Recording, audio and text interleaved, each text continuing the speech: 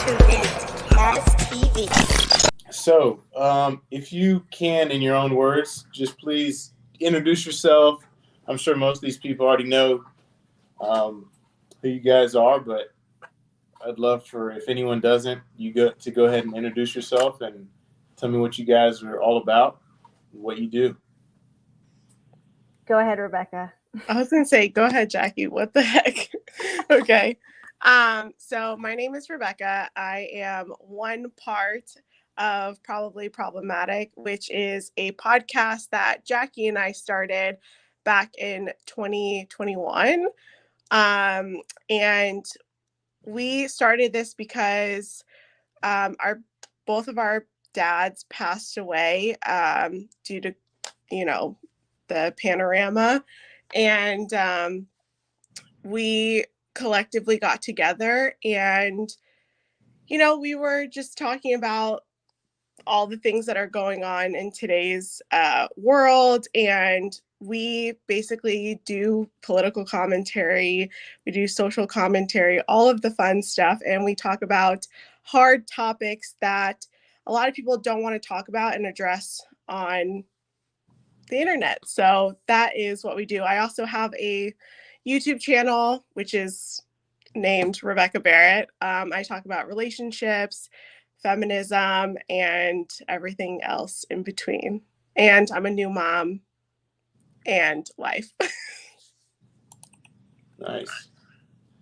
That was a good description of our podcast. Yeah. So we expanded our podcast this year with when Rebecca went on maternity leave. So I had some friends of mine join us, and we've expanded to 5 now. And a lot of us are in Texas. Rebecca is not, but we still love you like you're in Texas. And we have also really molded our podcast now into being a little bit more Christian and kind of bringing things back to the Bible and, kind of telling our listeners a little bit more of how to be a better person. And we talk a lot about of just getting more involved in the community and what you can do and how you can make an impact, not only for your life, but for others.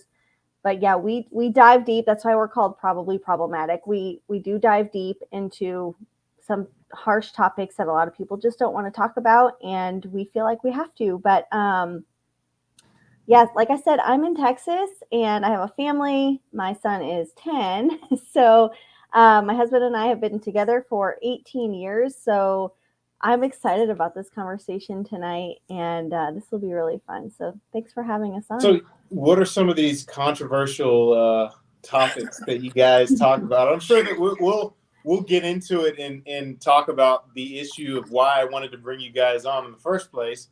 But if you want to touch on just your view on some of these controversial topics that you're talking about, we can do that first if you'd like to. Well, we don't want you to get kicked off of YouTube after you just got on 5 seconds ago. But we talk about hard issues like abortion, talk about feminism, we talk about the 19 situation, the jabby jab that we can't really talk about here. That's why we keep our podcast mainly on Apple and Spotify and now Rumble, because YouTube likes to be Big Brother and watch our content. But we talk about a lot of these things. And then we also talk about like speaking up against a lot of this like woke ideology and how to kind of handle these situations. And kind of just like the degradation of society in general. Like we're seeing a huge shift. And I think that, I think we're starting to see more people stand up and speak out against a lot of these things that we're seeing in the schools. Like Jackie is a very big advocate in the schools and getting these books removed from, the students' view, essentially, and going to school board meetings and things like that and getting really involved. And we primarily, we do have a diverse group of people that we talk about, but a lot of moms and a lot of women like our podcast and relate to a lot of the things that we talk about. And so we try to empower them with the right tools and resources and having like the right information there for them so that they can also, stand up for their rights and causes and things like that. So, Gotcha. So, for everybody that's watching, this is not going to be a political conversation. Maybe some things may touch on politics, but I asked the question, so that's what she was referring to as like some of the controversial stuff. One of the reasons I wanted to have you guys on was lately there's been a lot of talk on our page on Instagram. We usually go live on Instagram. We've had a lot of conversations with people that will talk about I guess issues with dating and marriage and why am I not married? What are some things that I can do to improve my chances? And why is it, and I guess this is the question we kind of ask, is why is it that it seems like the world sometimes gives better advice when it comes to relationships, marriage, and I guess interrelationships between males and females. And I think that the church should be the foundation of the truth. The church should be the place where people go to get the truth. And when you come in contact with the truth and you're walking in the truth, you get results. And the problem is a lot of these the advice that we're hearing in churches, especially to women today, is advice that's not really getting them results in that category. And so instead of me and Christian guys, the other person that's usually on here with me, instead of us just talking about it, we thought we'd bring you guys on because you are married, you have a family, you're in that stage that a lot of these single women in church want to be in one day, which is a good desire, which is a good thing. And I think we've gotten to a place on social media where people are on one of two extremes.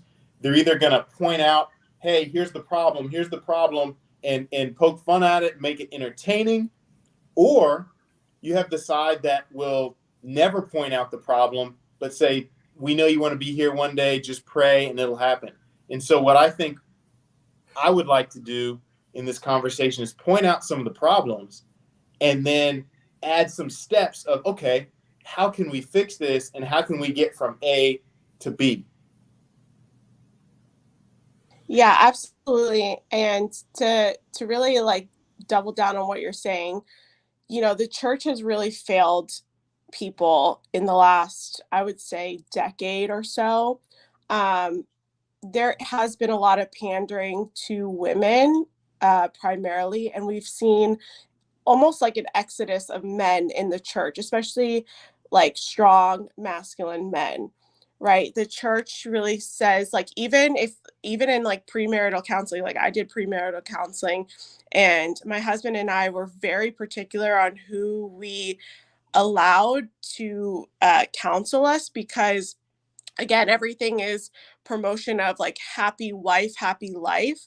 And I don't think that that is a suitable or the best way forward, especially because we started seeing that, men in today's society have been put on the back burner and have been basically like demonized in society, as like the patriarchy and all of these other things. And what's the issue there is that if we've demoralized men and if we have put men on the back burner and essentially said, you don't have a say in anything that we have in today's society, then of course you're going to see men step away from everything, right? The church, just the conversation in general.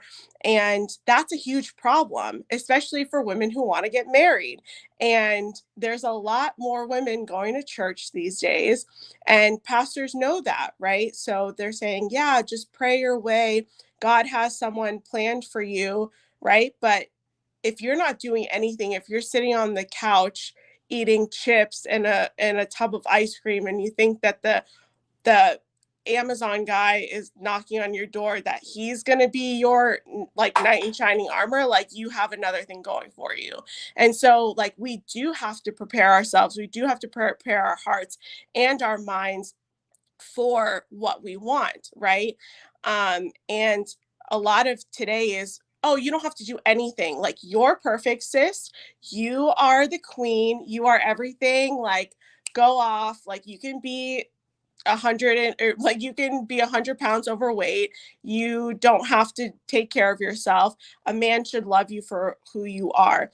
And then on the flip side, we hear, well, if a man doesn't do this, that, and have like $1 million in his bank account, he is not worthy of love.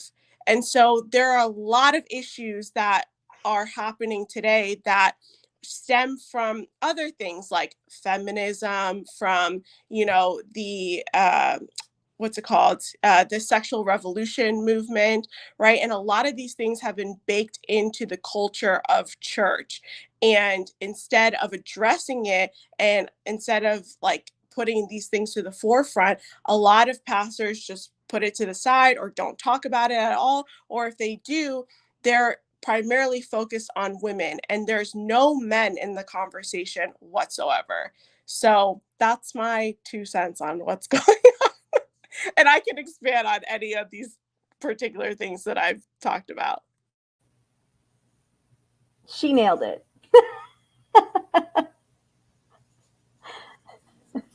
How you guys Hi, doing? Christian. Hey. Nice to meet you. I'm Nice Christian. to meet you. I'm the other half of Cast TV. Nice to meet you guys. Nice to meet you. So I was listening to you talk, and you talked about how like there's less men in the church. Mm-hmm. Why do you think that is? Is it because the message has changed, sort of, or did men leave and then it kind of became like pandered on women? I think there's a little bit of both happening, right? I think that when you're specifically all like when you're talking to women at all times, and like men are basically said to like shut up and just sit there, it's really hard for a man to be like, well, what about us? Like, where's our direction? Where's our counsel? Like, how do we have practical tools? And the church is the perfect place to apply or to like promote these tools to both men and women. But women are taught, and this is like baked into society in general, right? Since the time I was really young, everything is female empowerment. You're a girl boss, this, that, and the third. You don't have to do anything to change your life, but a man has to change his entire life. He has to cater to you and only you. And that's how society works. So of course men are going to be like, well, if this is what religion or this is what the church looks like, why would I stay here? Like, I'm not going to be a part of this. You know what I mean? And I really think it's a combination of both things. But in the last decade alone, either you see older men in church and not so much the like younger and the youth, or you just see a bunch of girls. Like, I used to be in youth group and it was like so many girls. Like, boys are just not, I don't know, I guess the message is not there for men. And there's really no like strong like patriarchal voice that's being brought up in these spaces. And my husband is a part of these groups, and there's a lot of male accountability within his particular group, but the church doesn't want to put these leaders in front of their youth and say, like, this is how you build a strong family, like this is how you take care of your family, this is how you provide, this is how you protect. Like, it's all, oh, happy wife, happy life. And I don't think that's the way forward. Well, the other thing that we're seeing too is, since I fight a lot of the school board issues, we're seeing that a lot of men aren't even stepping up in this arena. And so we've lost this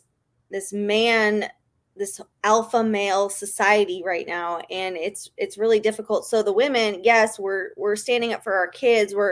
we're going to these things, we're fighting for them, but we're not seeing men come out and do this. So if you're a single person and you don't see the men stepping up and doing the things that need to be called to do to fight for the rights of our children and to do the right things in general, right?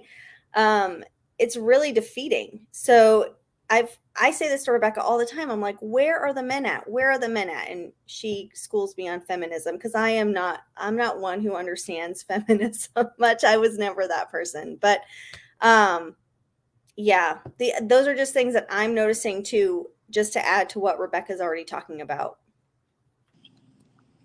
So I think that one of the main issues, I've talked with Hafiz about why men are not at church, and I don't want to shift it all towards like relationship issues or the reasons why men aren't at church, because all the relationship things pander to men. But I think there is a I guess there should be a segment of, hey, if this stuff is true, there should be results behind it. If the God of the universe said, I set this up this way, then when I do things this way, it should work in that manner. I'm not saying prosperity gospel or anything like that. Like you should, your life should be perfect. But I think there's a degree of, if this is the way God set up men and women, and this is what you're telling me, the church, the place that's supposed to be true, in the lighthouse of the truth, the city on a hill, then the things you're telling me should get me closer to that person I'm trying to be. And so Hafiz came on a few months ago, and he said how in church a lot of times you have, for whatever reason, you have people that'll open up the Bible and Proverbs 31, and beauty is vain, beauty is vain, beauty is vain, and act as if like I can just read my Bible and be have a close relationship with the Lord, and that's going to get me a husband. That's going to attract a spouse to me, and and not only just a spouse, but the type of spouse I want, because it's not a matter of there's not any guys that desire you. It's the ones you desire are not desiring you. And I think the church needs to be real about why. And so there is an understanding in church that if a woman is dating let's say she's dating a young man, right? And she says something along the lines of like, well, he doesn't really have a job. He's he's still looking, and he doesn't have any income coming in. The pastors and everybody are going to say, you probably should be looking somewhere else. And they'll be real with the guy, and they'll bring the guy in and say, hey, you've got to be a good steward. You've got to, they'll point out the things that he needs to do as a husband and the things that he needs to grow in. But when it comes to the women, and there are things that not all women, but women in general, some need to grow in. When it comes to issues that they're having, the pastors don't do that. At the women's retreat, it's, you're God's special daughter. You're, you need to realize that. You need to think highly of yourself. And my wife has told me that there's not a lot of accountability. And I think a lack of accountability causes a lack of results, because you're not doing the things that get you the results of what that thing is supposed to get you, if that makes sense. Yeah, absolutely. Like, I think female accountability is the number one thing that is missing in today's conversation. And again, it goes back to the fact that society has been catering to women since I was born, and I'm like since the women's revolution, right?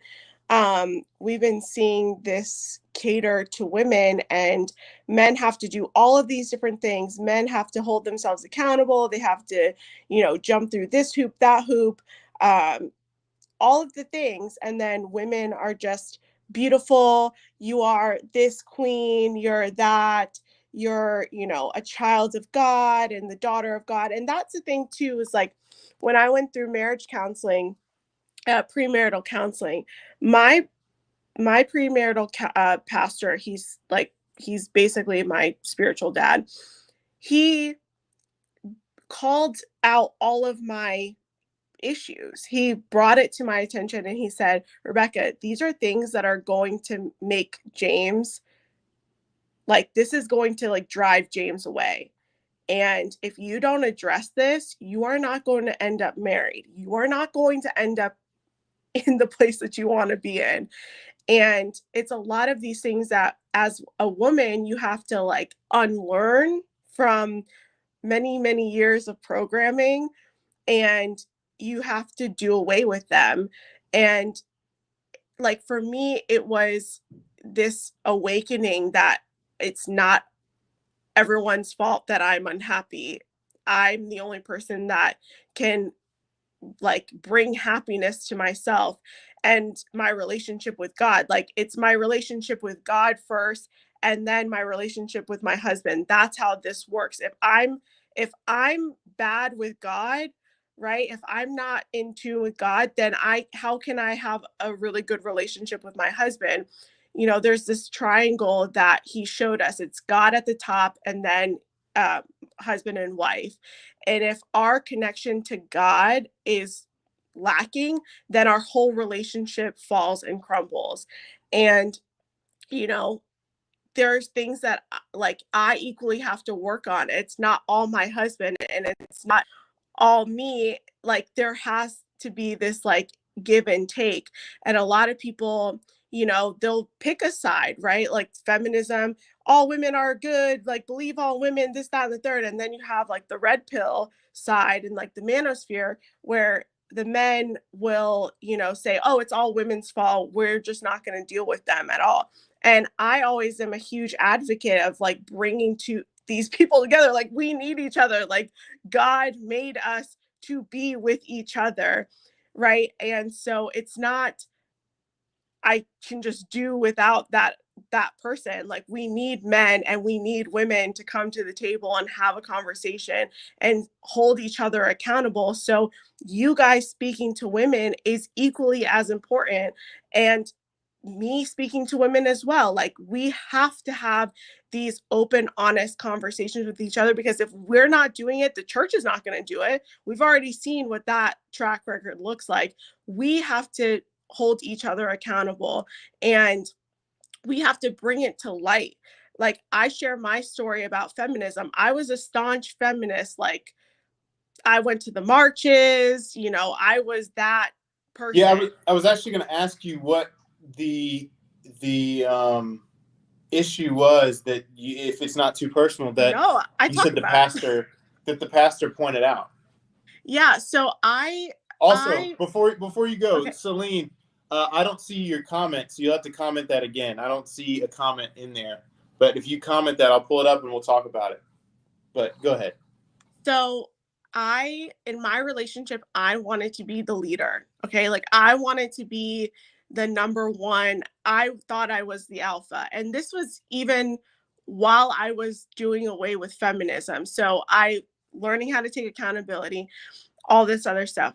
But in the Bible, it says that wives submit to your husbands submit to God, and we together submit to each other. So I wanted to be the leader of my household. And when things like that happened and I took control of the situations, a lot of things fell apart. And I was really upset at my then fiance, now husband, for all of his inadequacies and all this other stuff. But a lot of it was things that I was self-induced problems that I was creating in my own head, and it took a mirror to my face and saying, hey, this is what you do. I don't think you understand that you're very combative and you're very argumentative, and you if it's not your way, it's the highway. And that does not lead to healthy marriages. That just leads to animosity and resentment on each side. You're going to resent your husband and he's going to resent you for that. So it was really just taking a step back and saying, well, I've been like this my whole life. How do I take steps to not do that? And it's really turning to the Bible and understanding that God set up these roles for a reason. Like women, like a woman came out of Adam's rib, like Eve came out of Adam's rib. We are a part of man, and that's why we're called woman, right? And I am to submit to my husband. Does that mean I'm a doormat? Does that mean I'm a slave to my husband? Absolutely not.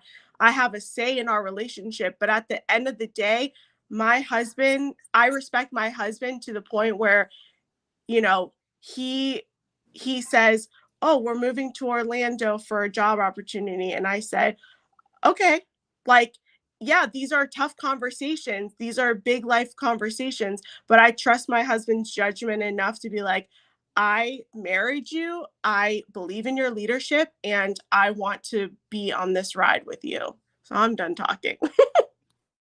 What about you, Jackie? Do you have anything on that topic that you'd like to touch on? Well, I'm still learning how to be a better wife. I mean, there are so many things that I've learned. I mean, like I said in the beginning, my husband and I have been together for 18 years. So since we were 19 years old, okay? So do the math. We started off, I mean, I was in a time in my life, I'm in college. I'm not Christian like by any means. My husband was, for sure.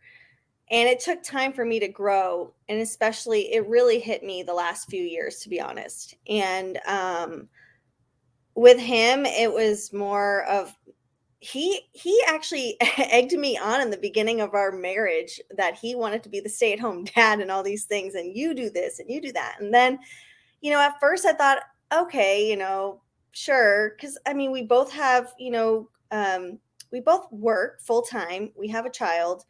And now I'm just like, no, I want him to take everything over. I really don't want to deal with this stuff anymore. Of course I want to work, but at the same time, I'm learning now how to just change my ways and to live by the word. And it's a learning experience, you guys. I don't know how else to say this. Like, marriage is tough. It's not easy. Okay. And then when you add kids to the mix, it gets even harder.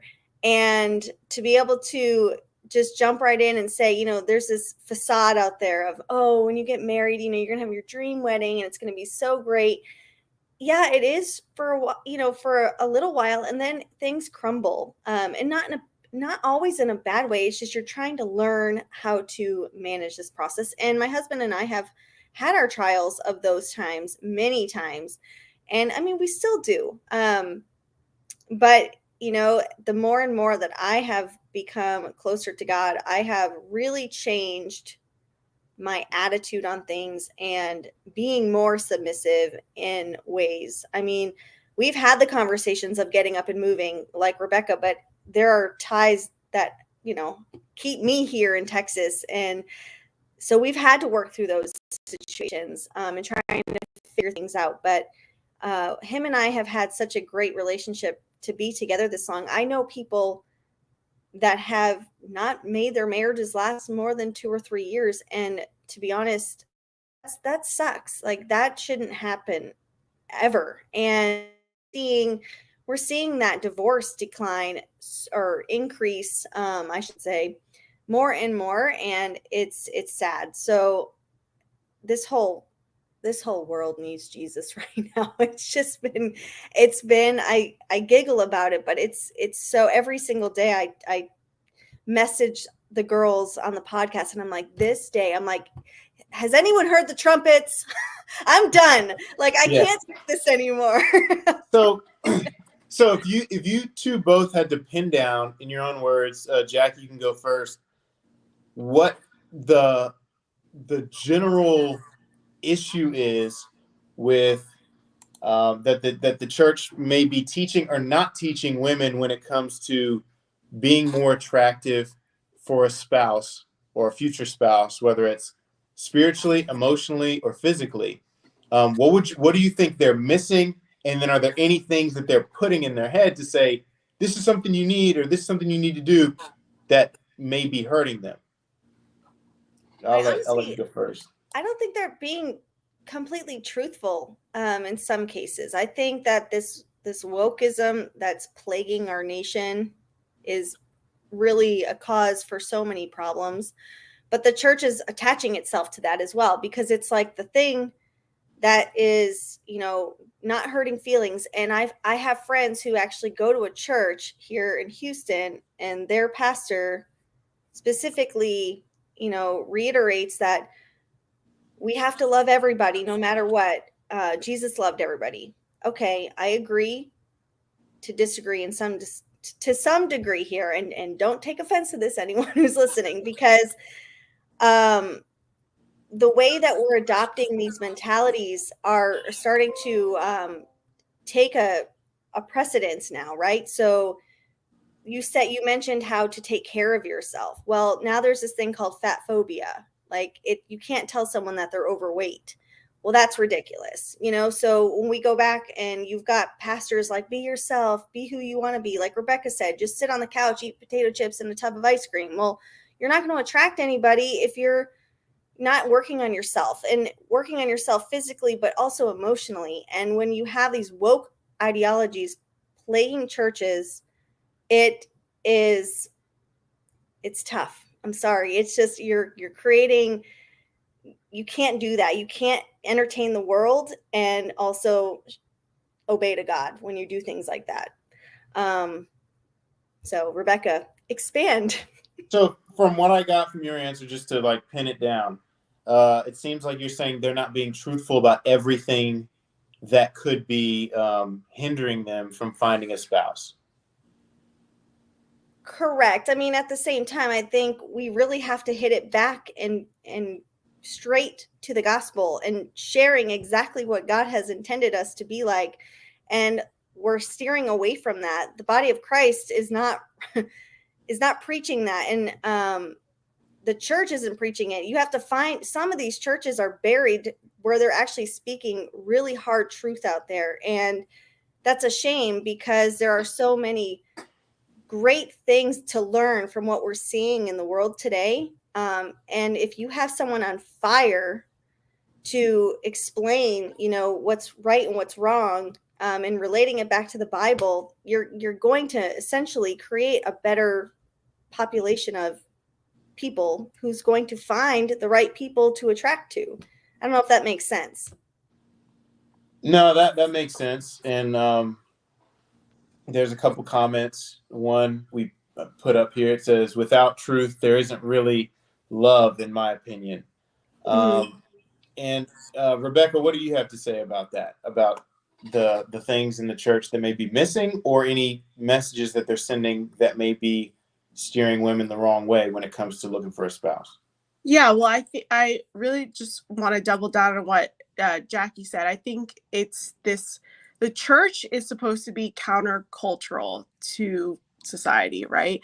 And today they are trying to match the culture. So how can you try to match the culture and preach the gospel and preach the word of God if you're literally saying to everyone, like, yeah, we're not going to talk about things like sex, the actual our sex, men, women, like, we love everyone and we want the best for them. But it's very clear what the Bible says about, again, I don't want to take it political, but it's very clear what the Bible says about, men and women, right? And men and women should be together, and that's it. And it's a very hard truth to say, right?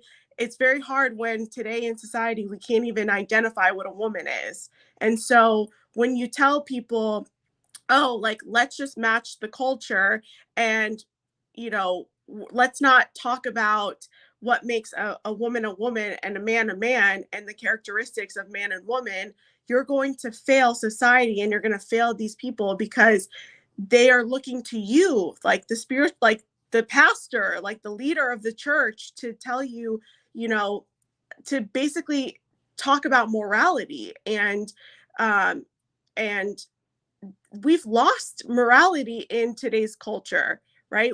You can do whatever you want to do, and we've seen what's going on with that, Right. right? And so the church has to be the truth, right. and bring the truth. And it's hard and it's uncomfortable, and you're going to get canceled, but you have to be willing to get canceled in order to teach the truth. Right. And I think, so it sounds like both of you agree that one of the main issues is a lack of real truth in the church on this topic in particular, but also being afraid that the truth may offend someone, and therefore they don't want to bring it up because they're afraid of, whether they're afraid of being canceled, or they're afraid of maybe pushing someone away, that they won't accept the gospel if they reveal something to them that they don't like. But I've always said that, or there was a quote that was that truth is the most valuable thing, and many times it's hidden behind a bodyguard of lies. And if I am traveling down to Miami, but I want to go to New York, and I'm traveling south, if people are telling me, and I'm telling people, hey, I'm traveling to New York, people are asking me, where are you going? I'm saying I'm going to New York, but I'm heading south. And people say, yeah, you're heading south. Keep going, keep going. I don't think they really want me to get to that destination. But sadly, that's what I see sometimes in these churches, which drives me crazy, is that the church is supposed to want people to be at the place they want to be. And I think the worst thing that can happen to somebody isn't for somebody to say, I want to go to Miami, so I'm ending up in Miami. Or I want to go to this place, and I'm ending up in a bad place. Nothing against Miami. It's just for the analogy. But I think the worst thing that can happen to somebody is at the end of their life, they're like, well, I did everything that I thought I was supposed to do. What? And now I'm here. I was planning on getting here. And I think it's the most unloving thing to do. If you see someone heading somewhere that they don't want to be, and then you tell them, just keep going. Maybe God will turn Miami into New York, and you'll end up in New York. And that's what I see when I see, let's just say, for example, a woman who's 300 pounds in church saying, oh, I'm looking for a husband. And I want not just any husband, but I want one that is 6 feet tall. He's making $125,000 a year, and he's this ethnicity. You've cut it down to 1% of the population. Now, if that happens, that is great. And you know for sure God brought that together. So you can be happy about that. But the chances of you just relying on, for me to get married and be in a happy marriage, it has to be a miracle from God, I think is bad advice to give women. And they're not giving that same advice to men. They're telling men most times, this is what you need to do.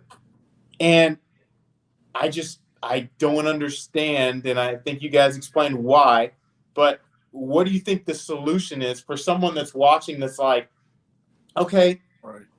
I see this is the problem, and I'm in a church that's told me I should just do this, and now they're saying I'm ready to get off the interstate and do a U-turn. Where do I head next? What advice would you guys give them?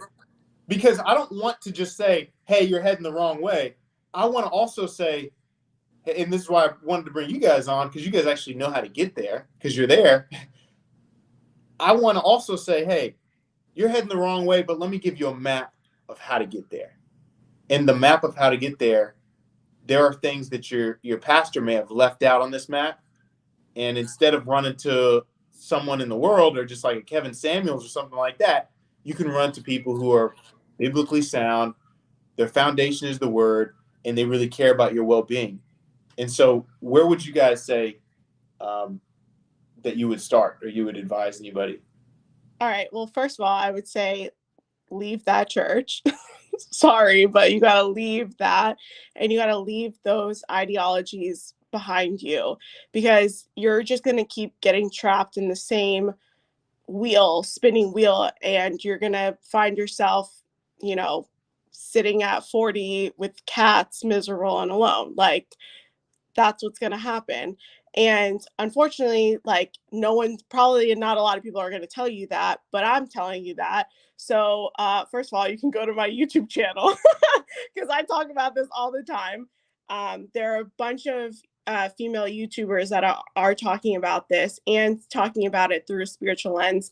The Real Femme Sapien is really good. Just Pearly Things. There's a handful. I'll put it in the show notes eventually, or I'll put it in the comments at the end of this.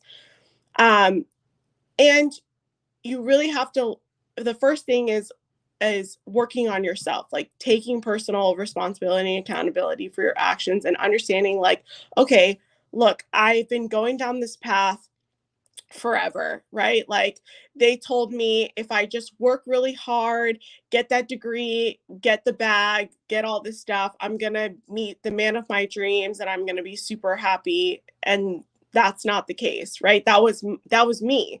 And I had to really, it sounds cliche, but I really had to take the red pill, right? And understand that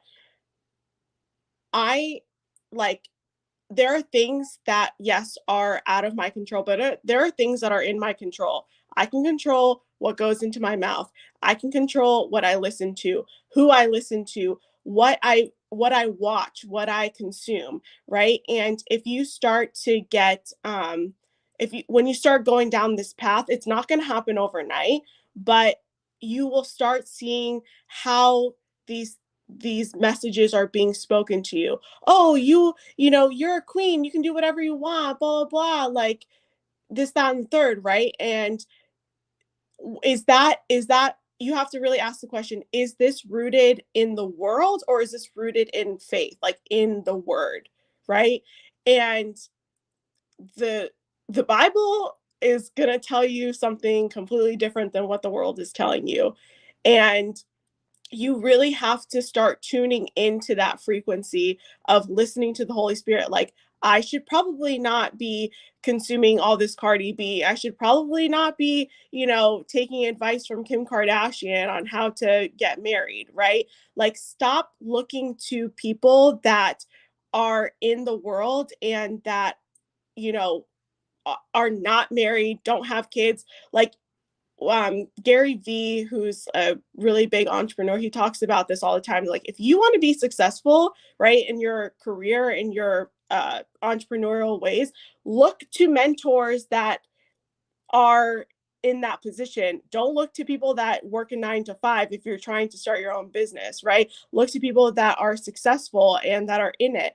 So as a single person, you really have to start taking advice and counsel and listen to counsel from people that are happily, or I wouldn't even say happily married, but are in healthy marriages, right? That have children. These are the places that you want to be eventually. You have to start seeking out that counsel. That's practical steps that you need to take. If that's not happening in your church, you need to go somewhere else that's going to give you sound advice that is rooted in the word of God, right?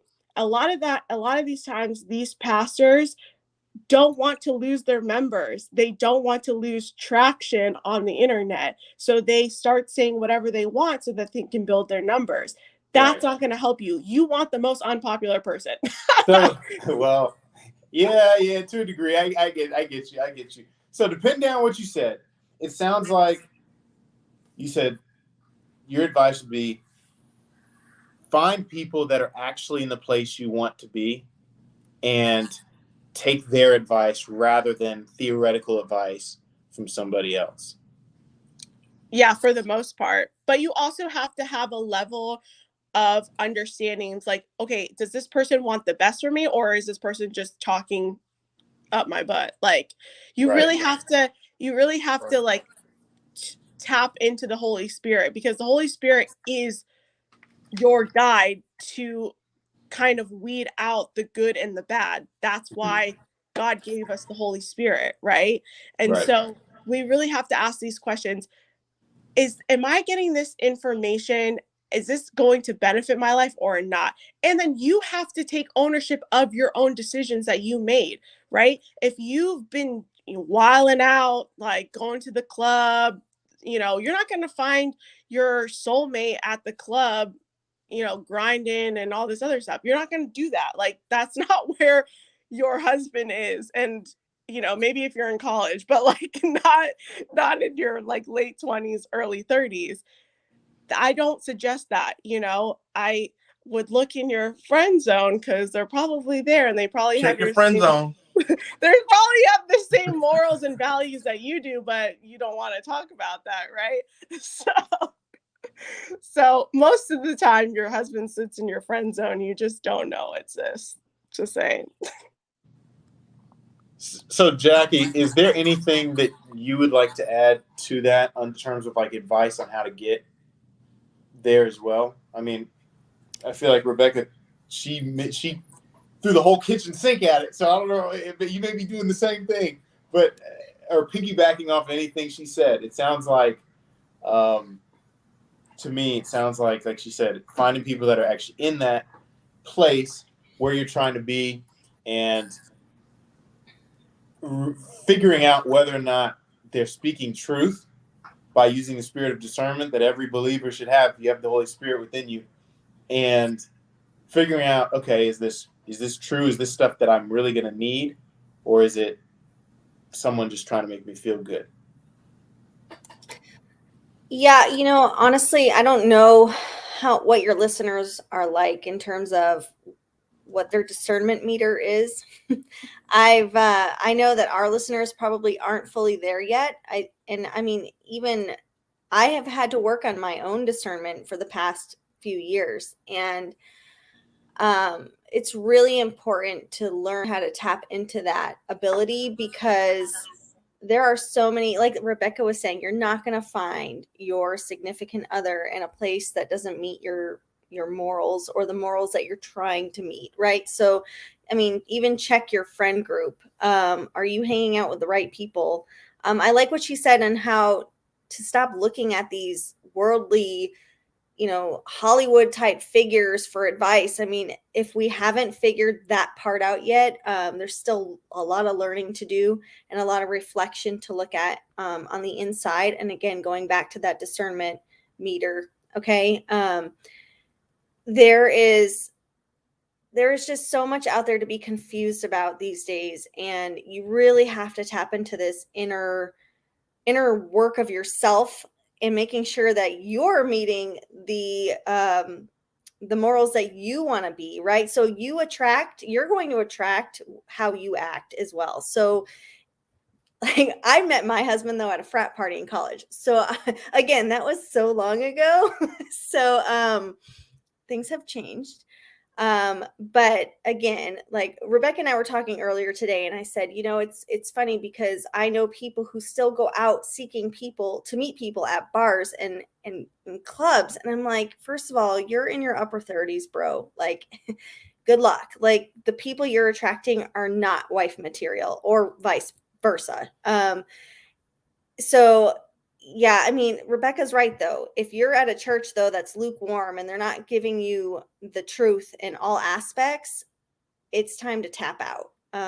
There are so many churches out there that are really hungry to have more people in their church, and they are speaking the truth. Everyone, we all have to do digging. Would you say though, I don't mean to cut you off, but I had this conversation with somebody the other day, and we disagreed on this topic. I think that some people don't. I'm starting to come to the conclusion that some people just don't want the truth. Oh yeah. And that's the I reason agree. why some of those churches are empty, because they're telling them what they need to hear and not what they want to hear. And so if we're in such a state where we can choose any church, we just choose the one that, oh, this pastor's going to say what I want him to say, so I'll show up there. That's the feel-good society we're in right now, though. If you notice, we're very split. People either understand what's happening or they don't. Like, people understand we're in a spiritual war, and some people have zero clue, and they just want the feel-good, whatever makes them feel right in the world. And as much as the truth hurts, and it's a big slap in the face for many people, it is so necessary to just rip the Band-Aid off and go down that path. But you're right. There are a lot of people who are just totally ignoring it and living as if there's nothing wrong with what's going on for so many reasons, whether it's their own personal issues or what's happening in the world or whatever. It's just, yeah, I agree. It's, I don't know how to solve that problem. That's why I said blow the trumpets. Yeah, no, I don't think there's a way to I think there's some people that enjoy seeing people feel the sting of the truth. I think sometimes even we get that way. We're like, man, that sermon just made me cry, and I feel so broken and everything. But the rich young ruler was the one who went away sad. You know what I mean? Like Zacchaeus was the one who embraced it with joy and accepted it. And so there's that balance. But I know, C-Love, man, you've been quiet the whole time. I know you got stuff you want to ask, because this is your realm. So go ahead, no, I just wanted to add to the conversation of just having that discernment, right? It's important to just know the scripture, so that way you can filter out, okay, what is right and what's wrong. Like, I'll give you an example. Like, I can sit down, I can watch like a Steve Harvey give like relationship advice. I can watch like a Kevin Samuels give relationship advice. And I know everything that they're saying isn't 100, right? It's not all biblical. It's not all right. It's not all gold. So I think just knowing the scripture and just having that as like your worldview just gives you the discernment just to know, to chew the meat and spit out the bones. Yeah, I agree with that. My husband says that all the time. He says, eat the meat, spit out the bones. And you can take good things from these, worldly characters, and that's why they have become popular. But you also have to have that level of discernment. It's like, okay, maybe cheating on my wife is not the move, or cheating on my husband is not the move, right? And we should probably not take that advice. But this part of it was really good and solid. And yeah, if it's not coming from the church, it's coming from you guys. It's coming from channels like this and Instagram and people that are speaking out against, what we're seeing in the culture today. That's why some of this is very, it can get very controversial, and people can get butthurt in the comments and stuff like that. But that's why we're here, and that's why we show up to speak the truth and put it out there for more people to hear. Does that mean it's always going to be reciprocated with love and kindness and seeing the comments and you're like, oh, why do I do this every day? Why do I get in front of the screen and put myself in, like, be vulnerable, right? But it is that we need, because the church is failing us, and we as believers have to step up and say, okay, well, I've been equipped with the word of God, so I'm not saying that I know everything, but like, I have God and the Holy Spirit to give me discernment to what to say. Sometimes I'm out of pocket and my counselor comes to talk to me, Rebecca, you need to not say those things, right? And so we really have to not only, speak out, but we have to hold ourselves accountable, and we have to, put the message out there. And if this is how it gets out, amazing, but it's not the popular opinion. It's not what culture is saying that, like, to do, right? Culture says go have sex with however many people you want. Right. You know, go take birth control. Culture will tell men that if they make enough money, that they're allowed to cheat on their wife. Oh yeah. Yeah, Kevin Samuels coined that. He was like, yeah, you can step out on your wife. There are what is it? There are there are these people that do it, so of course you can do it. Like, right. You don't have to be held to a certain standard. No. You made enough money to do that. Right. Absolutely. And that's why I think the only defense I'll make on his behalf is like, when you drop the ball as the church, where are they supposed to look? You know, when you look to the world, you're going to get those bones in there. And I do want to address, like, you know, I do want people to be able to ask their questions. And we have one person who's been very consistent and persistent in the comments. And here is her question. She was saying how Baptist preachers, from her experience, have given an unrealistic expectation of a perfect woman that is extremely rare, and they don't help women who aren't perfect get to that point, and it makes them feel stuck. What's your thoughts on that? Well, we're not perfect beings. God did not create us. That's why we have Jesus. Jesus died for us, right? For our sins. There's no perfect woman. There's no perfect man, right? We just have to work to be better versions of ourselves every single day. And yeah, I would agree. There are pastors that, there's this whole like purity gospel and stuff like that. And it's not reciprocated on each side. Like, it's directed at women. But we're fundamental Baptist, by the way. That's different than Southern Baptist or these other Baptists. It's more independent. Yeah, that's what she said. So I just want to clarify for anybody listening. She's talking about like a Westboro Baptist church, like an independent church that calls themselves Baptist Church, that is not affiliated with some of these others. So I just want to clear that up, just so everybody knows. But go ahead. Yeah, we're not perfect, and God, He knows that.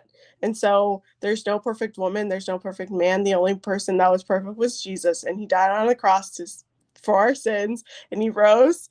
And that's why we have, that's why we can go to heaven, right? So that is the gospel.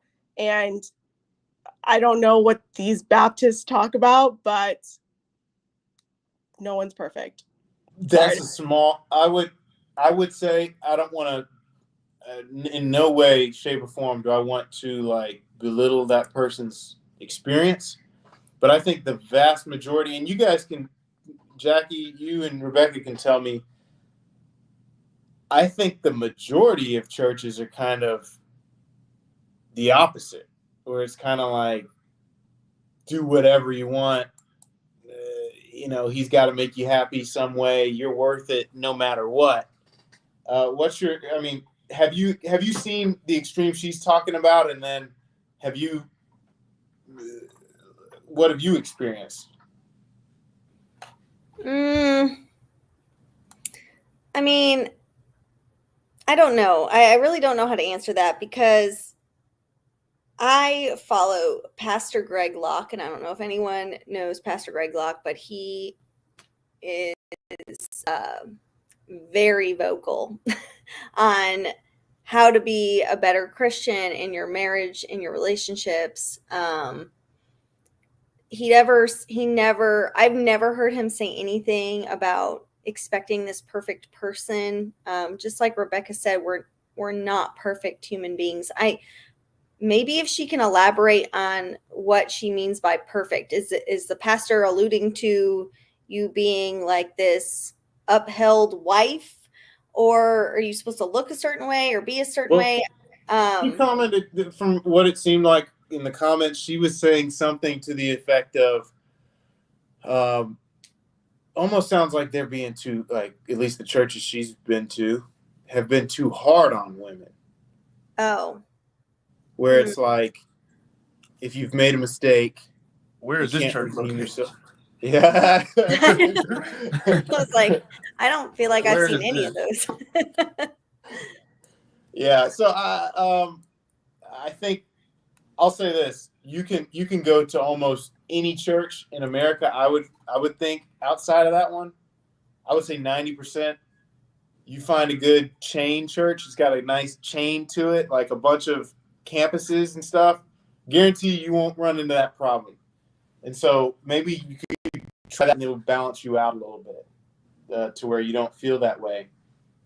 But I don't want to project this onto you because this is not in any way what I'm saying. But I do see some women that will see the standard of a Christian wife or a Christian, just someone who wants to be a wife one day or whatever. And they'll view that and say, well, I'm not perfect. And they'll view that standard as perfection. And sometimes I think that it opens the door for an excuse of, well, I'll never be perfect anyway, so I shouldn't even try that. And that standard is so unrealistic. There's no one that really lives up to that. And I should have grace. I need grace, and grace is what's gonna. If someone can't accept me for where I'm at now, then they don't deserve me for where I'm going to be later. So I'm sure you guys have heard that before. Yeah. Have you? I mean, look, we're always going to be working on ourselves. We're never going to be perfect. There is going to be so much we learn in our life throughout your entirety. We're going to go through trials where we make mistakes, and we have to repent of whatever it is, right? And this perfect mentality that, again, this is a societal issue. They put these perfect things out there that they think everybody should look like and what everybody should be like and act like and what you should do.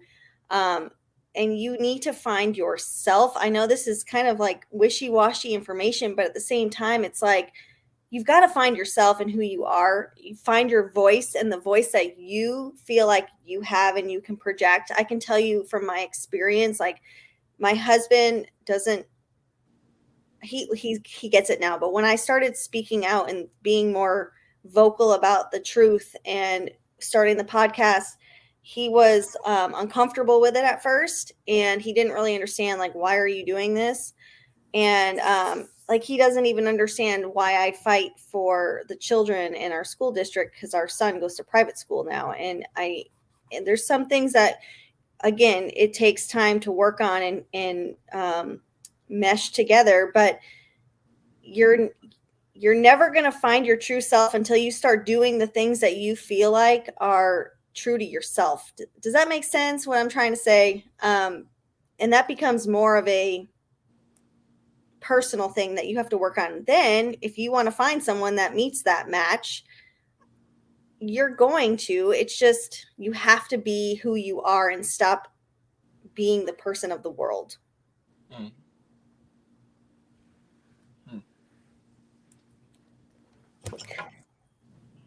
Makes sense. Sounds like be yourself. Just it sounds easy, everyone should accept you for who you are, right? That's the message that I know, but that's not easy. I'm telling you, even as a married person, it is hard to do. And there are things that my husband and I still have to work out because he doesn't agree on all the things that I openly talk about. So yeah. Yeah, no, I think as believer, I don't know. I think that I'll say this again, I think if the church did this, and really we are the church, but if the church did this, people wouldn't have to do it on YouTube or Instagram or anything like that. It would already be talked about. And before we go too far down the rabbit hole of like this church, that church, I want to reel it back into practicality. Okay. So I'm not sure if you guys have heard of this book, His Needs, Her Needs. Yeah, I'm very familiar with that book. Okay. So me and my wife started reading it when we were engaged, and it opened my eyes to see that women do not view men the same way that men view women. Women, generally speaking, are not attracted to men for the same reason men are attracted to women. And that kind of surprised me a little bit. And so the top, I don't know if how well you remember the book, but I believe the top 5, I know the top 5 for men, was the top 5 needs for men in a marriage, and the top 5 needs for women in a marriage, surveyed over thousands of people. The top 5 typically leaned for men to be: number 1, sexual fulfillment, an attractive spouse; number 2, recreational partner; number 3, someone who admires you or respects you; and then I believe the 5th was agreeableness or something like that, peace, something along those lines. And so I've seen a lot of women on our channel sometimes talk about the things that they do to attract, or the things that should attract them a husband. And a lot of times they'll mention things that are on their list, which their list is financial security in a husband, openness and honesty. There's 3 more. Obviously, I'm not keeping these 5 for my wife. I'm just playing. I'm trying. I'm still working on it. Work in progress. But it's the things that they mention are things like, oh, I've got my degree. I've started these businesses. I'm so ambitious. I'm this. I'm that. And it's none of these things that are on most men's list. But it seems to be what a lot of women, even in the church, believe should be on, like, the bait to catch this type of guy. What have you guys noticed that, and what are your thoughts on that? Oh, we can't hear you. Can you hear me? Yeah. Okay. Yeah. That's basically what feminism has taught women, is that, get your degree, make as much money as like you possibly can, and then that will attract the man of your dreams. But men could not care less about what women make. Like for me and my husband, I do YouTube, and yes, I do make money on YouTube, and I've been fairly successful on the platform, but my husband doesn't take my salary as, the income, like that doesn't attribute to the household income, right? He says it's nice that you make money, it's great that you can like pay for the groceries and things like that, but he doesn't account for my finances. I know that's not everyone's case. Jackie and her husband, they both work full time, but a lot of the times, women are fed this, oh, make as much money as you can, and that's going to attract your man. Get the bag, be sexually active, and be as sexually active as a man. And it's really failed women, like a lot. So many women are, get to the age where I was 28, and I was like, I've had 2 successful businesses that I've run. I sold one of them. I started another one. I'm a mechanical engineer. I have, I was in Huffington Post, all of these things that I thought were successful. And then I came home to an empty apartment, and I was looking around like, what is going on? Like, I was told that if I do all of these things, I'm going to have the hottest, most, successful husband, and he wants nothing to do with me. Like, none of these men want anything to do with me. And so it really was a wake-up call to say, like, okay, well, I've been doing all these things, right? I've been chasing my career. I've been chasing my education, all of those things, but I haven't been prioritizing relationship or what that would look like, right?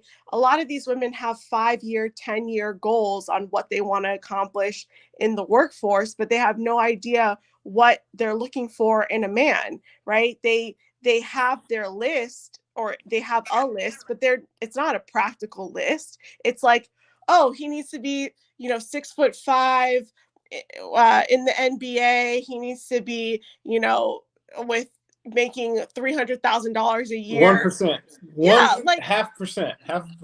like those 0.5% in everything. yeah, Mentally and and those financially, men everything.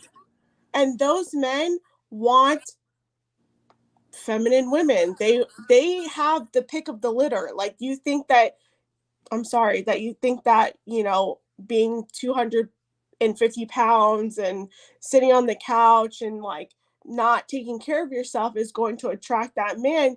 You are wrong. And that's what women have been told. They're like, well, I deserve it. I'm a 10. I don't need any more work. I'm beautiful the way that I am. And everyone has told me so from the time I was little, and have told me if I work hard enough that I'm going to get the man that I desire. And that is the furthest thing from the truth. Men want respect and honor in the relationship. They want physical touch, and they want to have a sense of like adoration. If you can fulfill those fundamental needs in a man, I'm telling you, you're gonna win, right? Like, if you can't respect your husband, if Hold you on, can't respect, go into detail with that, because Keep preaching. what you just said there was, you made a claim that I agree with 100%. But a lot of people will hear that and say, okay, no, not going to do that, because they're hearing something else. They're attributing that to doormat, abuser, these other things. Explain the reason why, and you're probably getting into that, but I just want everyone to know she's going to explain why, and explain the difference that she probably experienced in her own life, because she has the receipts to prove it, and going into depth of why that's the case. yeah, well, one, I mean, sex in a relationship. Well, here's the thing. We've been told that sex before marriage is bad, right? Like, the church says that, but everyone wants to have sex before marriage, right? And they don't want to have sex in their marriage. So that's one thing. Like, men, like, that is their number one need. Okay. 2, respect and honor. If you married your husband, right? If you married this person and you don't have respect for them, what is the, how do I explain it? Like, what's the point of being together? Like, it's really, like, again, this whole word submission, right? So women hate the word submission because they automatically think in their mind, 50 Shades of Grey. But that's not what submission is. It's not being a doormat. It's not a slave. You're not being abused in your relationship. And if that's the case, you need to walk away from that. Like, that is abuse and all of those things that come along with it. Like, that in the Bible even it says, that is a hard line, like, you need to go, right? But like, the truth of it is that submission doesn't mean that. It just means that you respect and have like honor for your spouse, for your husband, and he is the leader of the house. Because the reason why I was so upset in my relationship was because I wanted to control every aspect of my relationship. I wanted to be the boss at work and the boss when I came home from work. How, like, women get exhausted. Like, we were not meant to have all of these like burdens. So one thing that you mentioned that I think was really good about the respect part. Another good book, Love and Respect. Have you guys heard of that one? I've heard of it. I haven't read it yet. What about you, Jackie? Okay. You're on mute. So Love and Respect talks about how essentially men need respect, women need love, and he talks about how a lot of times men and women aren't intentionally withholding that respect or withholding that love. Sometimes you do have an ill-willed spouse. man or woman who's doing that intentionally, but many times he says that women speak through a pink megaphone and listen through pink earplugs. Men speak through a blue megaphone and listen through blue earphones. And so many times, I think there are many good-willed women out there that may not even know that they're disrespecting a spouse or a future spouse, or coming off in that way. What are some examples of ways that you meant when you said like disrespect? Because I think some people may say, I don't disrespect him. I never cuss him or call him out of his name or anything like that. It's not disrespect, or I would never do something like that. But I think that, and you may touch on this, I think that there is a difference in what men understand respect to be and admiration to be, and then what women understand respect and admiration to be, if that makes sense. Yeah, for me, I did, like, in the early days, I was cursing at my husband, and that is incredibly. Oh, dang. Okay, never mind. Yes. No, but that was something that I nipped in the bud, and that was because my husband said to me, he goes, I do not, I'm not going to allow you to continue to do I call you out on your name? Like, do I ever call you any names?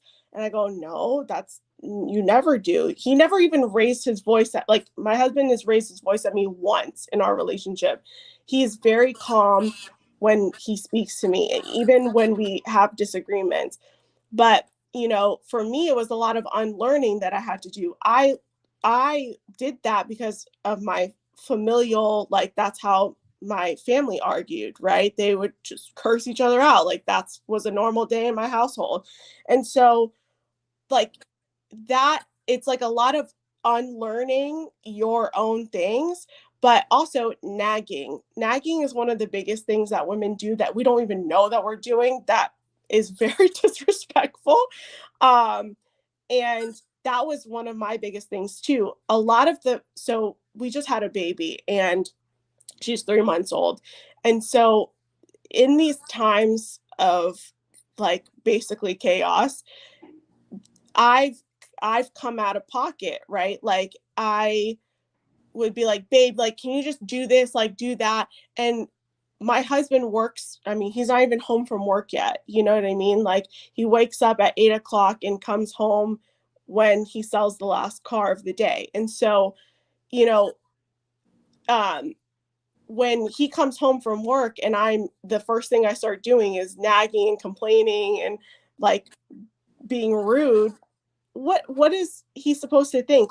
Oh, I just worked my butt off all day for my family, and the first thing I come home to is my wife saying, oh, go take out the trash, go do this, go, being a boss, being, just rude and not loving. I'm not saying that it should it's going to happen all the time, but we have to reconnect, right? We both are coming from long days. The first thing I do is kiss and hug my husband, because that reestablishes our connection to each other, and that sets us back to a level playing, a level ground, right? Where we can be okay, how is your day? How are you? What's going on? Or sometimes he has a rough day, or I have a rough day, and we need to decompress before we even start talking to each other, So there somebody commented in this still on the same topic, but they mentioned how a lot of times women unintentionally disrespect men, and then he said by offering unsolicited advice to us, that comes off as you don't trust our judgment or vision. Jackie and Rebecca, because I want to get both of y'all's opinions. What do you think of that? What's your thoughts on that? Because some people may look at that as I'm just trying to help. I'm supposed to be your helpmate. I'm trying to help you. Is there a way to go about that, or that you've experienced, that can give people advice to say, oh, okay, you can still do that because you are called to be his helpmate. You guys are partners. Is there a way to do that doesn't come off as if I don't trust you and I'm going to have to watch your steps every single time because I don't really trust your direction with our family. My poor husband, I won't let him cook dinner. I'm sorry, I'm laughing because he knows it too.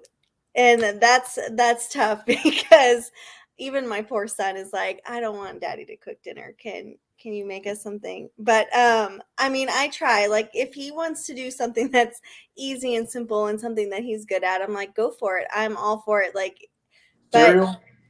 no, like he's good at quesadillas and tacos. Okay, we can do that.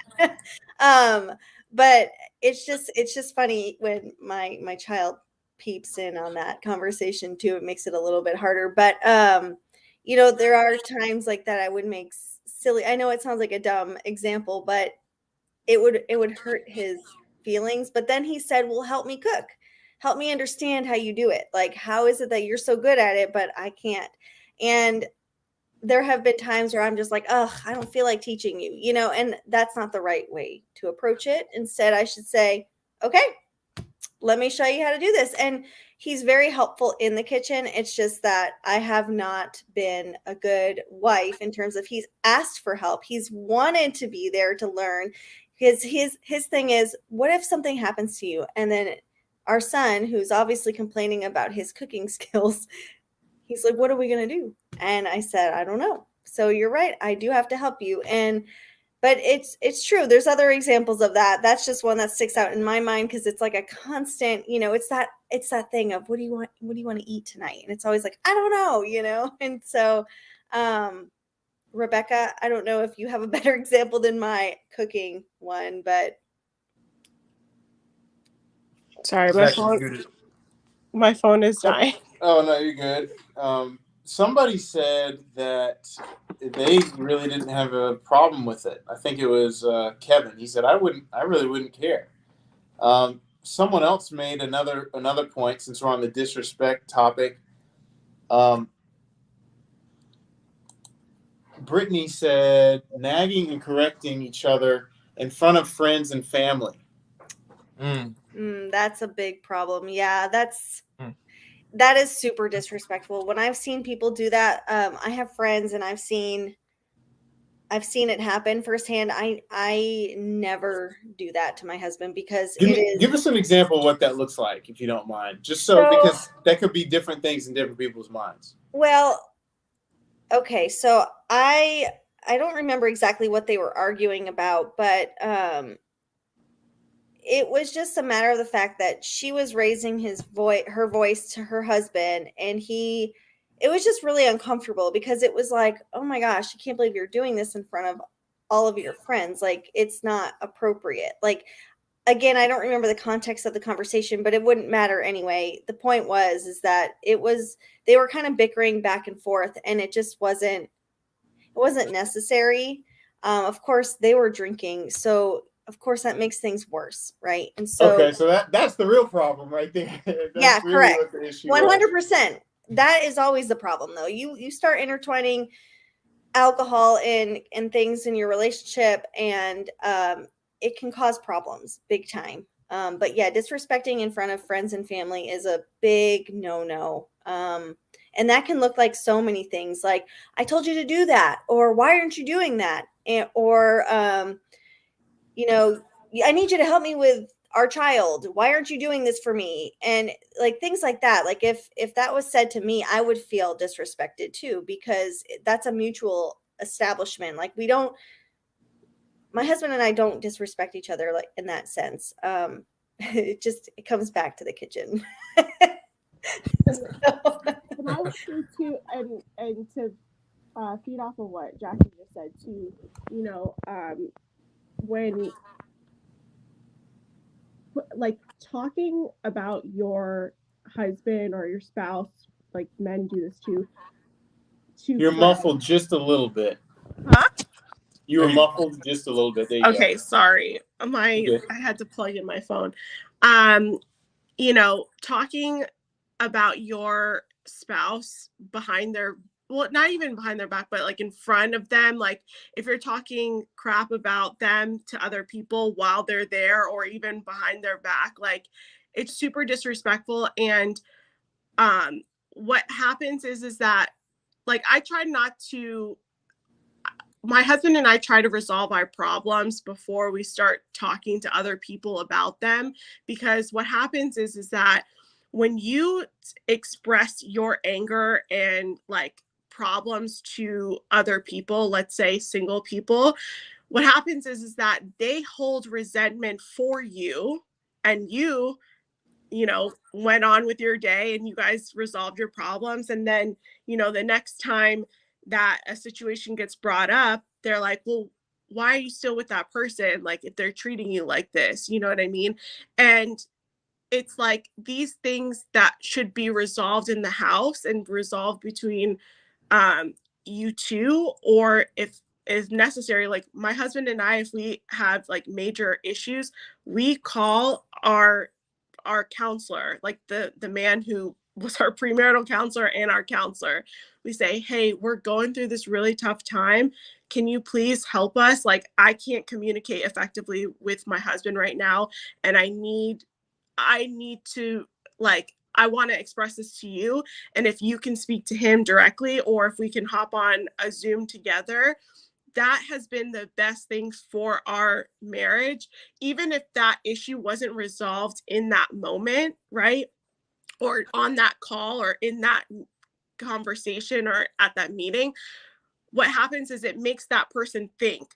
And then I give all of my problems to God, right? Like, to me, I've been, you know, motherhood has been very difficult. Postpartum is very difficult. So I express a lot of my frustrations, like, God, I don't know what to do. I don't know what to say to my husband, but I need relief, or I need this, you know what I mean? And sometimes it's like a cry for help.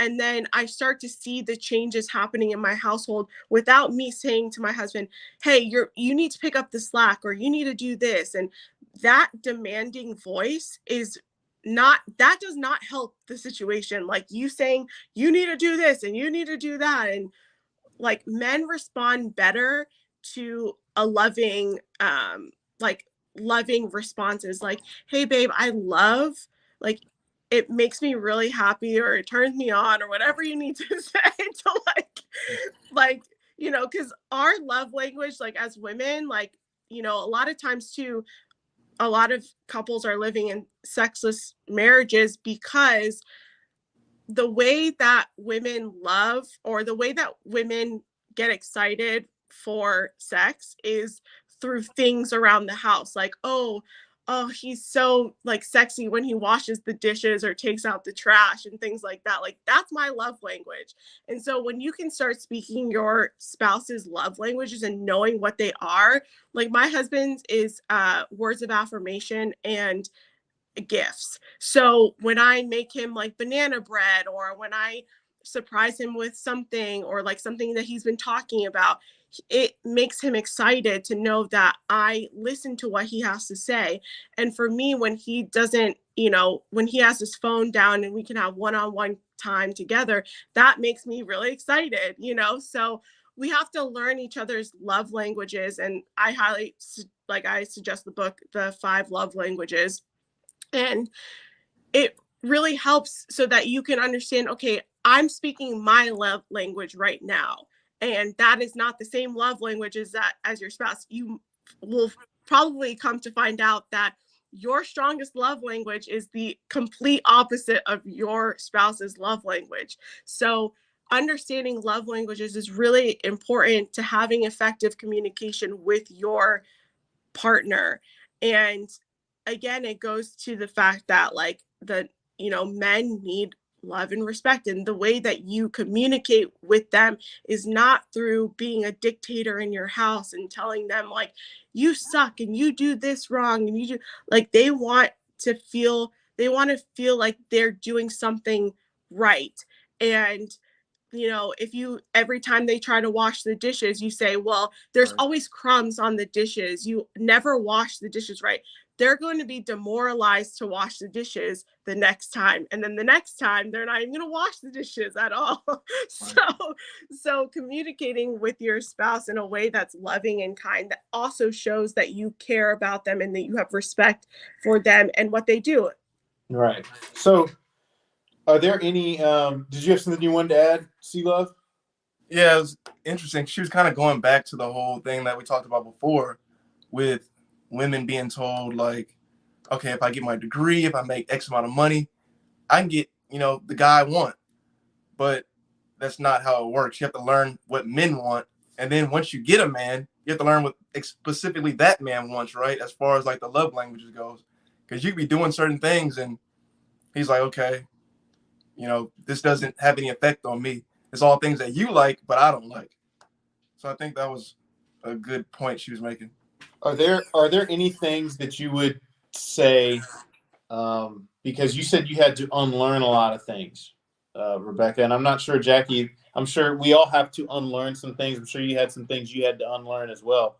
But are there any things that you would, if there were like 4 major things that you would tell someone who is single today, in their 20s or 30s, they're in church and they're like, I seem to not be able to attract the guys that I want, or I'm not able to, like, it's always his fault. We break up. It's always the other guy's fault. Like, what are things that, generally speaking, you would advise? And if anyone has any questions they'd like to ask in the comments, we'll address them directly. But what are some things that you would advise women, 20s, 30s, single in church, to focus and hone in on right now in this time of singleness, that they will be able to maximize and really have a leg up, so to speak, when they get in relationships that you maybe wish you would have learned before and didn't have to unlearn later, for both of you? Well, the one thing I will say is understanding your role in relationships, whether that's friendships or whatever. I asked my friends, like, am I a difficult person to deal with? And a lot of them were like, yeah, if it's not your way, it's the highway. And that was really hard for me to swallow. Like, when people started telling me, like, it's difficult being your friend, because you have certain levels of expectations for everyone. Like, we don't want to hurt your feelings. You really have to really take a hard look at yourself. So understanding personal accountability and responsibility. I loved the book, the 10 Rules for Life. I don't know. It's Jordan Peterson. 12 Yeah. rules. I think it's 12. I read that book and it completely changed my perspective on things. And so I highly recommend that book to really kind of doing away with this, control freak mentality. I think that a lot of women seek to control a lot of situations. And it bleeds into all aspects of life. It's your personal relationships, it's your it's your dating stuff, it's everything. And it's really detrimental because you become this high-strung person. Like, I was such a high-strung person when I wanted to control every single situation and outcome possible. There are things that, yes, you can control. You can control, how you look, how you present yourself, what you put in your mouth, how much, you know what I mean? Like, those things. But you can't control someone else's feelings, right? So I can't make someone like me. I can't make them like attracted to me. So you kind of have to take it for what it is. Right. And it's another hard pill to swallow. So one of the comments said, it feels like the higher I go, or we go, education and career wise, the harder it is to meet guys, from me and my friend's perspective, at least. Yeah, that is true. I was going to say something about being a boss babe. Like, it's not always. Why do you think that is? I have my theory, but I want to hear mine too. Y'all's theories. Well, here's the thing is like I mentioned this before, men don't care about what level of education you have. Like, they don't care about how much income you make. that is what we seek as women for the men that we want. We want a high value man. We want a man that makes a certain level of income. So we know that's a level of security for us, because our one biggest need is security, protection. Like, we need that emotionally, physically, mentally, all of that stuff. Right. And so we look for that. But then we've had to, how do I explain this? We've had, as a society, women, because we haven't been finding that in men, we've basically become the men that we want, if that makes sense. Like, we adopted this mentality due to feminism, and I harp on feminism because it really like killed a lot of these things for women. But you know, the higher you go in education, the higher you get, the more jaded you become as well. And the more money that you make, the more you have to date out of your level. It's called hypergamy. So what you're saying is this. It seems like what you're saying is this, because this is kind of my theory as well. Because most women would rather have a husband or who makes more than they do, generally speaking, not always, and that isn't a bad thing. But generally speaking, they want someone that makes more than them and maybe has a higher education than them. And then the higher they go, the smaller that window of men gets. And the smaller the window of the percentage of the men that they want gets. So, for example, you want a guy that's taller than you and makes more money than you. There's nothing wrong with that at all. But the higher up you go, the more rare the money part is going to be. And if you're not okay with dropping any of those standards, which I'm not saying you need to be, you just have to realize that that guy that's now making $100,000, $200,000 also has multiple people, because he's rare, looking at him as well. And so he has choices. And so he doesn't care if he's making that much money. Generally speaking, he doesn't need and just desire, generally speaking, a spouse that's making as much as him or more than him. They usually want other things. And so a lot of times you think that idea of, if I become what I want, then I'll attract what I want. That's not the case. A lot of times, the situation is you have to be the bait that thing wants. And generally speaking, most men, not all, but most men have to be physically attracted to the person. Most men, I don't know anyone that's, but statistically speaking, most men do not just, I'm not attracted to her, but I learned to be attracted to her. It's usually they are attracted physically. And then the emotional, they see how you are emotionally, mentally, spiritually, and then they fall in love with that, because that's who you are. But you're almost putting yourself in a category that almost has to, you're all competing for one guy. And if you don't think that you've got those separating factors that he cares about, not that you care about, but that he cares about, then you're just, there's nothing you can do.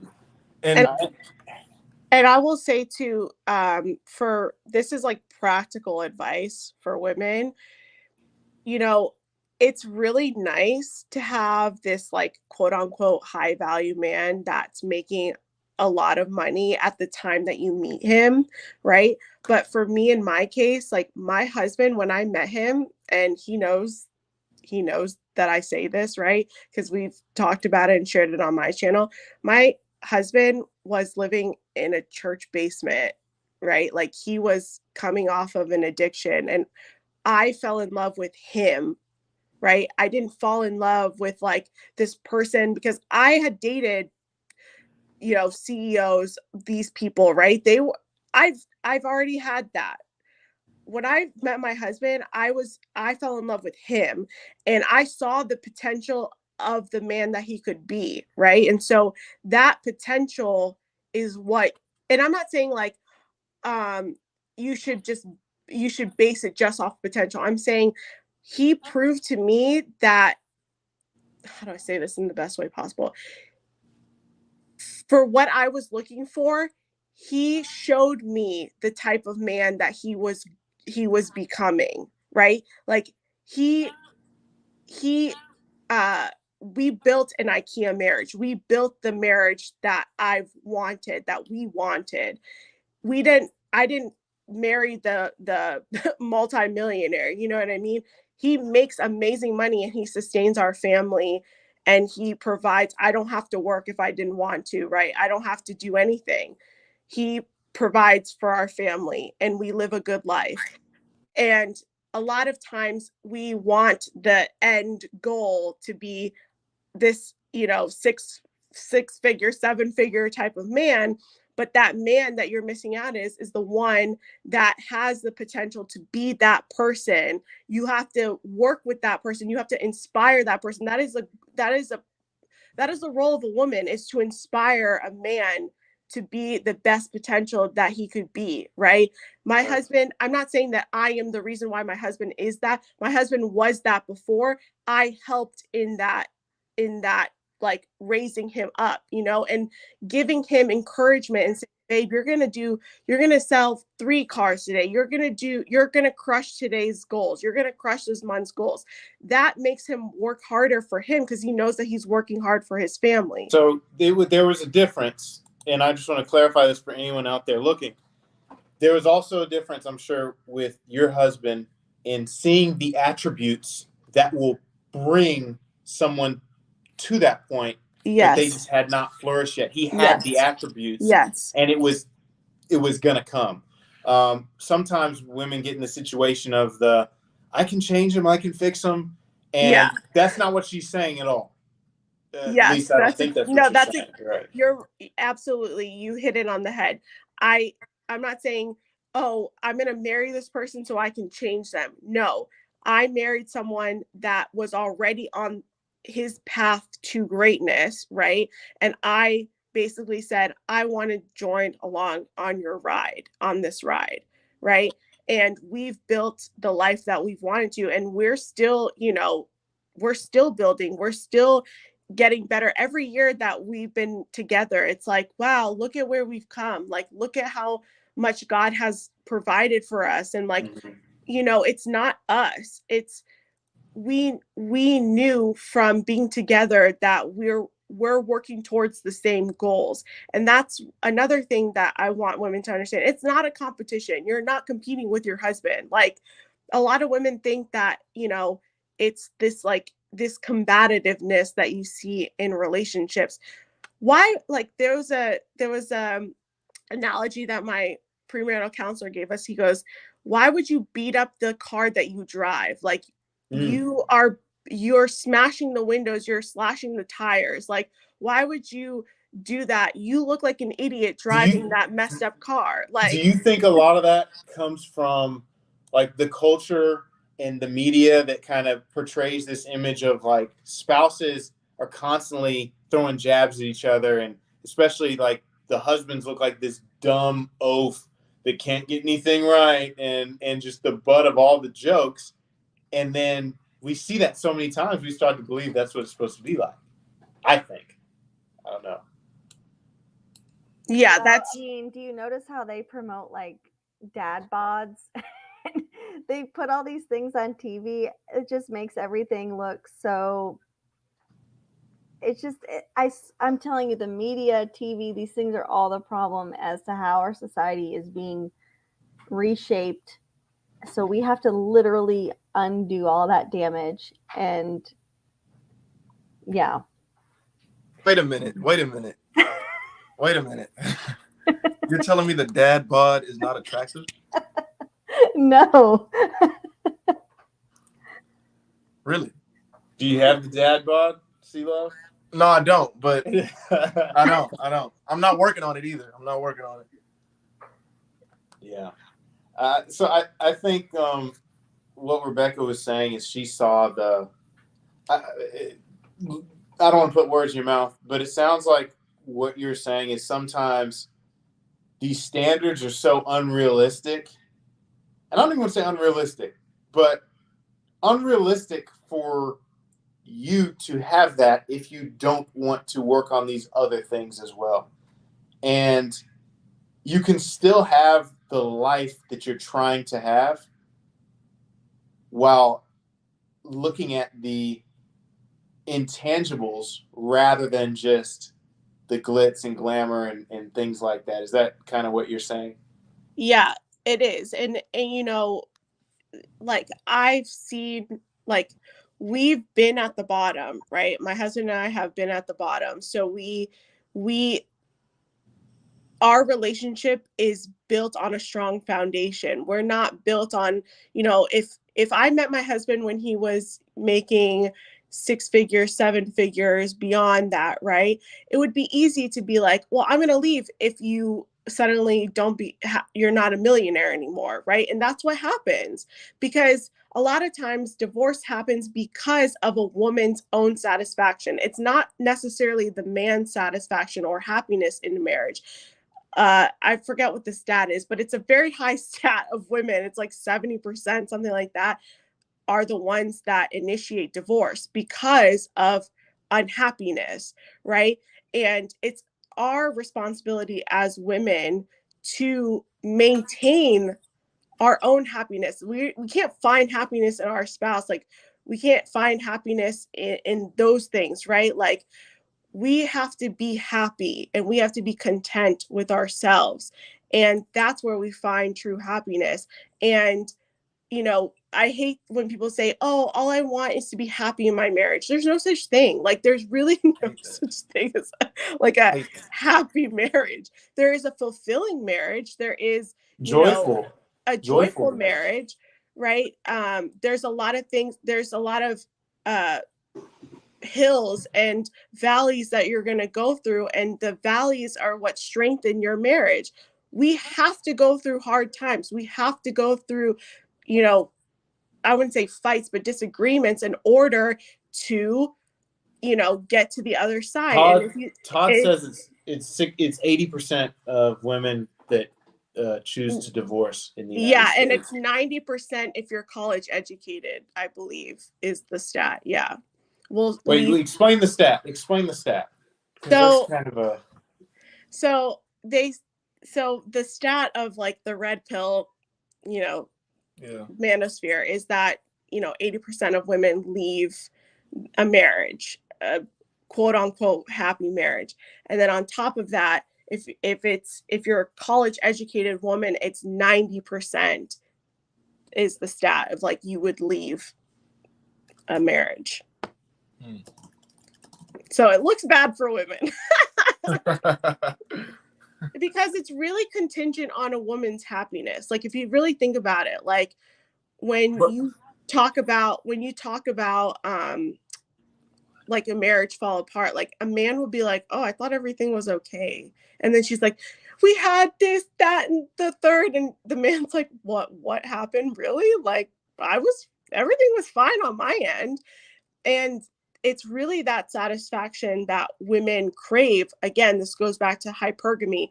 We want higher and higher. Like, we want more and more as a woman. Like, it's.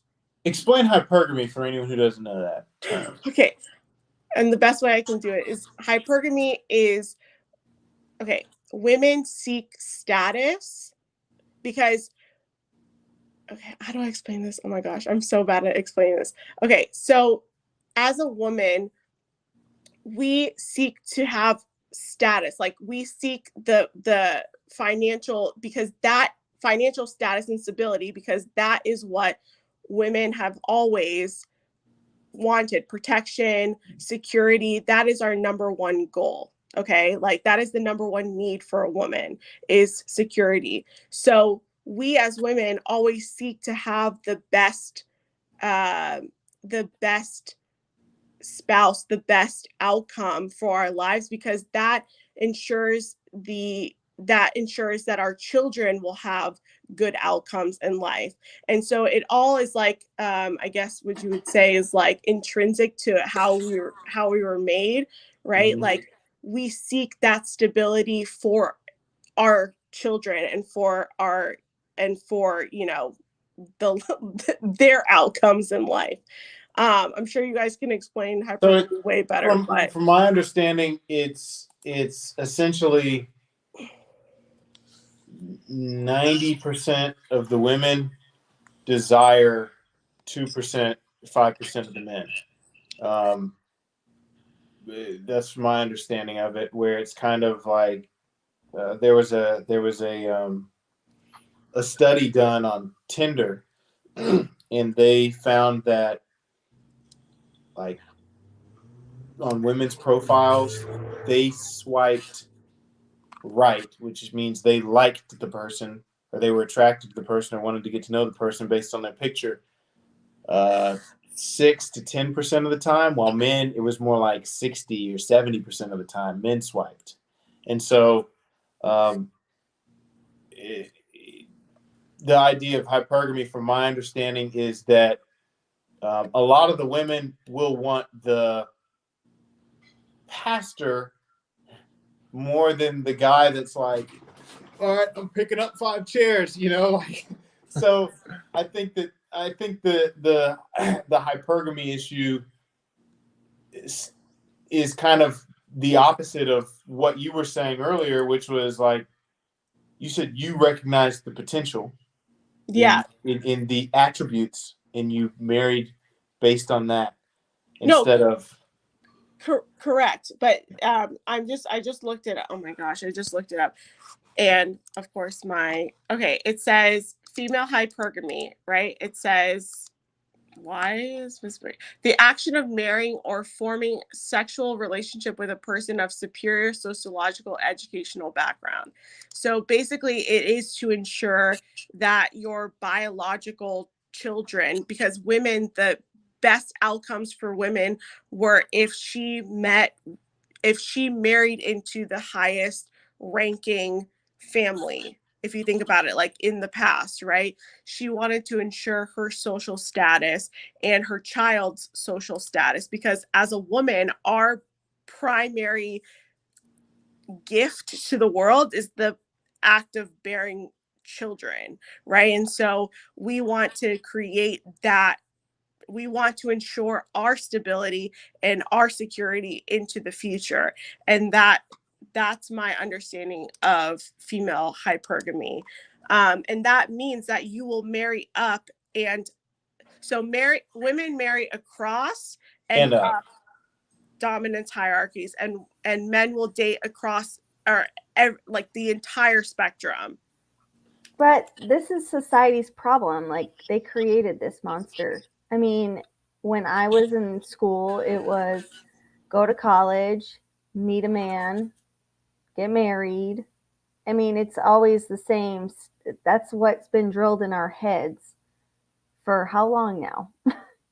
So I don't,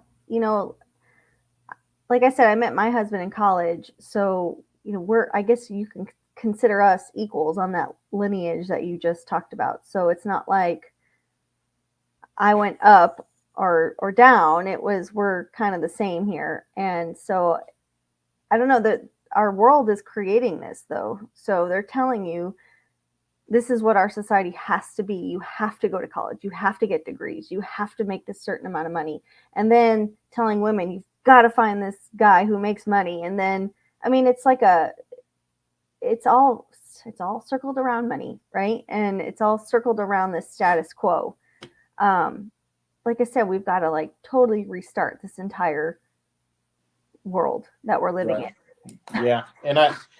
And so I think that I don't want to ever tell men or women like lower your standards, but I will say that maybe look at it through God's eyes rather than our own lenses, our own eyes, in terms of what we think is important or what we want in a spouse. In saying that, I need to say this straight to the camera because this is the issue that I've had with the church. In saying that, men or women that are watching this or will watch this, if you are a woman and you understand that men should look for these deeper qualities in a wife, that is not an excuse to say, I don't want to work on these qualities that actually attract a man. I don't want to get in shape. I don't want to be healthy. I don't want to be, you know, attractive or dress a certain way that is appealing. I don't want to present myself in a certain way. You can't do that and then just expect like, oh well, they should see what's underneath. They're missing out. I'll put it like this: if you own a restaurant and you serve the best food in town, best high quality food, and everybody who would taste it will be blown away. But outside, the windows kind of tilted, the door handles are hanging off the edge, and every now and then there's a roach outside, there's a couple rats outside, and there's a leak in the roof. But you've got the best food. If someone were to just go in there and give you a chance and eat at that restaurant, they'd say you have the best food. But then there's a restaurant across the street that looks really nice. It looks really clean. It looks like it serves great food, but it's kind of mediocre. And then a lot of the guys that are supposed to be really trying to get good food and really trying to look at what's underneath are going to that restaurant. I'm telling you, if you would just fix the door, patch up that leak, lose the weight, take some fashion classes, learn about femininity, you would be so far ahead of that other restaurant because of what you have inside. It wouldn't even compare. And so don't push away potential partners, potential spouses, is what I mean, by putting a repulsive sign outside your restaurant. Do something that invites them in, but have substance. A lot of these women in church, you have the substance. If you think you have the substance, but you don't know why people aren't coming, go outside the restaurant, look at it, and see what is pushing people away. And so that's a message that I think the church is just not telling a lot of young women. And I think it's causing them to be hopeful that someone's going to come in the restaurant and they never plan on eating there, even though they have the best food. So anything else that you guys would like to?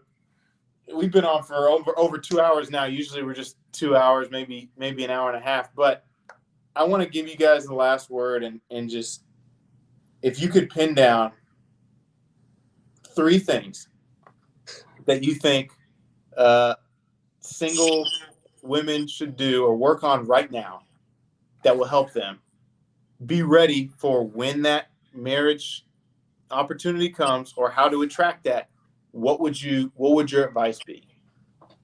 I would say learn about femininity, learn how to reestablish your femininity. There are a bunch of people on Instagram, the Femininity Doctor, she's really good.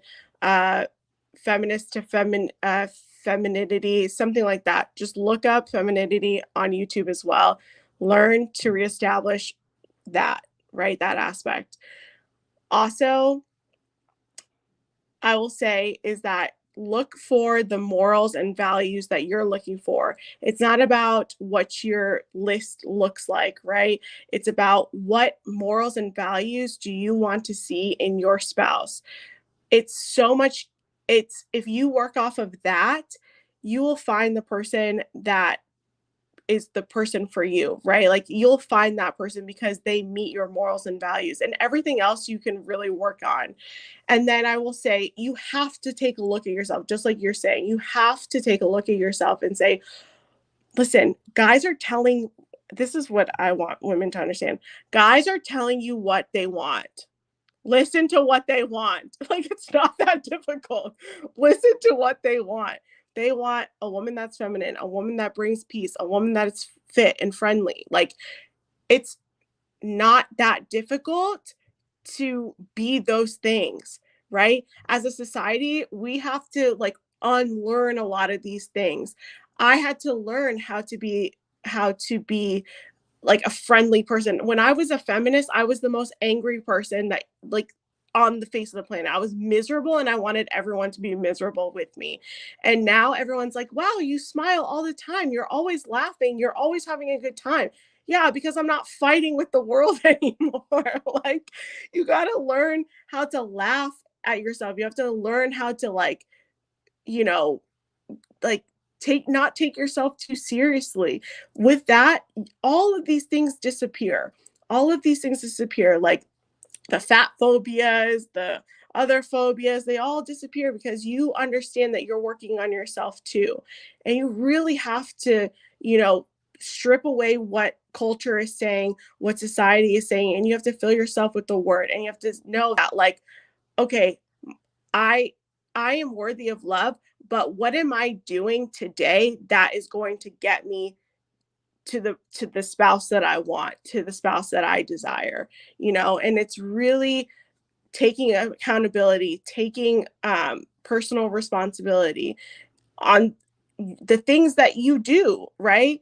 And I would say that's the main thing to take away. And just looking for these people. There are content creators that are creating these spaces for women, that speak to women, that are women like me. I was a feminist, and now, you know, I'm a happily married like wife and mother. And there are people that come from the other side and understand what you're going through. So seek those people out, seek counseling out. If you want to be married and to have children, seek that counseling out. Don't seek it from single women or these celebrities that are out there.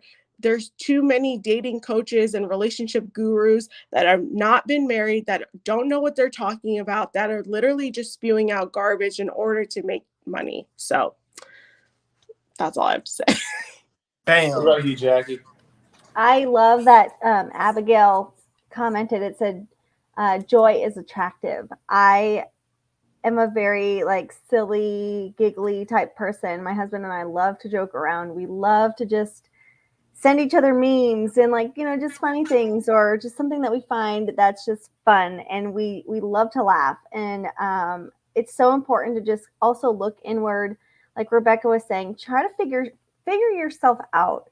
Find your truth, find that voice that you have. Like Rebecca, I changed from a very different person on my values from being a college student to a young or an upper 20s to low 30s like mentality of just wanting to rule the world type mentality. Now I'm more like happy-go-lucky. I found my voice. I love to be vocal. I love to be in charge, but I also just, you have to like find the value that you seek. You want to be that person. And so, yeah, laughing is the best medicine of all things. And I don't know. Rebecca, I don't really have much to add off of you. You're like she just knows this relationship stuff. Like I said, I've been married for a long time, but I feel so like disconnected. Like people are like talking about Tinders. I'm like, what's Tinder? Like, I don't even know. You guys both have the resumes though to prove it. So I mean, Yeah. you're qualified to talk about this. Oh, for Yeah, sure. I think I'm the only single one in the room right now. Everybody else is married. Well, are you learning? I'm learning. That's good. So, for anyone watching, and we're about to hop off here soon. Thank you everybody for hopping on. I will say, take advice. One thing that I took from what both of them were saying is that take advice from people that are actually where you're trying to be. We've spoke with people who are coaches and things like that, and they're not even married, and they're telling women how to get married, you know? And so I just think that if you want to be somewhere find people that are at where you're trying to be and learn from them. And I think you'll be fine. And I appreciate Jackie and Rebecca for coming on. Let them know where they can find you, your Instagram, the Spotify, the podcast. Let them know all that. Go ahead, Jackie. I was going to say we're on Instagram at prob.problematic. We are very problematic, but we are a fun podcast. We're on Apple and Spotify. We are also on Rumble. We just started uploading our new season to Rumble, just so everyone can see our faces now, because it's different when you just hear podcasts and voices. And we're on Truth Social, which we just kind of post there of our episodes as well. So that's at Probably Problematic. So it's all relatively the same problematic titles that you'll find in our I can't even think. It's 9:15, you guys. I'm like, my brain is shutting down. This is mom brain. Mom brain's like, what is today? So yeah, I'm so happy you guys invited us on tonight. This was super fun. It's just great to meet like-minded people and be able to have these open conversations, and it was really great to see everyone's comments and questions. So thank you to everybody who listened tonight. Yeah. And I just want to say too, if you are looking to break away from feminism, all of that stuff, you can follow me on YouTube. It's just my name, Rebecca Barrett. I also have a bunch of friends on YouTube as well that speak about this. There's a bunch of femininity coaches out there that I know and I trust. So I will provide those in the comments after the live is done. And yeah, just reach out if you have any questions or comments or anything particularly. I'm always here to help or direct you in the best possible way to the right person. Awesome. Well, thank you for hopping on. I hope we can do this again sometime. Yeah. This is great, and catch you guys later. Thank you for everyone who's watching in the comments, and we'll catch you guys later. Bye. Bye. You're tuned in to Has TV.